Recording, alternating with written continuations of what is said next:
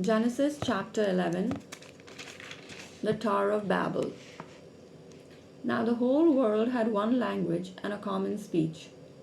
As men moved eastward, they found a plain in Shinar and settled there. They said to each other, "Come, let's make bricks and bake them thoroughly." They used brick instead of stone and bitumen for mortar.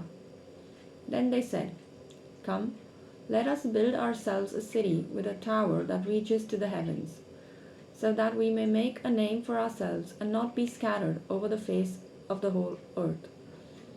But the Lord came down to see the city and the tower that the men were building. The Lord said, "If as one people, speaking the same language, they have begun to do this, then nothing they plan to do will be impossible for them.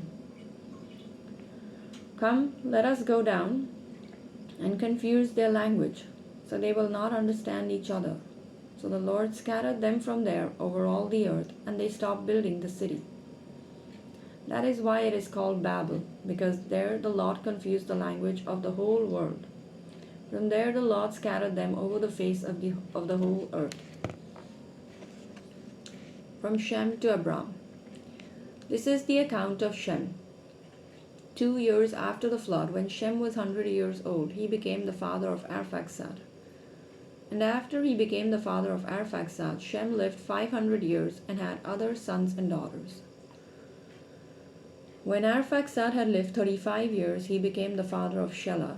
And after he became the father of Shelah, Arphaxad lived 403 years and had other sons and daughters.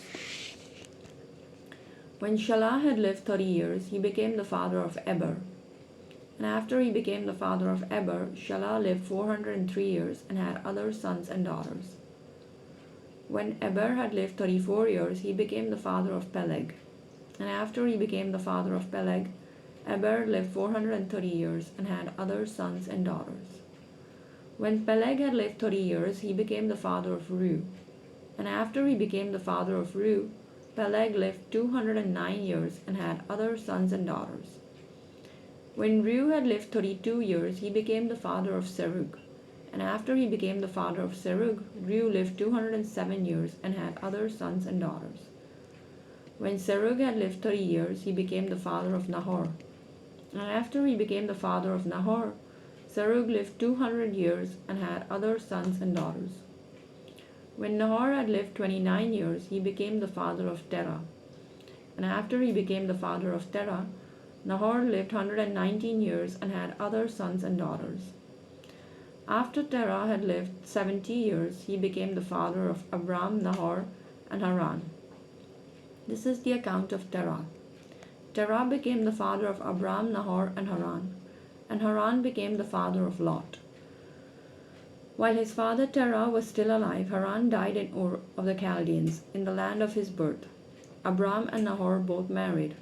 The name of Abram's wife was Sarai, and the name of Nahor's wife was Milcah. She was the daughter of Haran, the father of both Milcah and Iscah.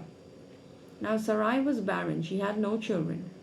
Terah took his son Abram, his grandson Lot, son of Haran, and his daughter-in-law Sarai, the wife of his son Abram, and together they set out from Ur of the Chaldeans to go to Canaan.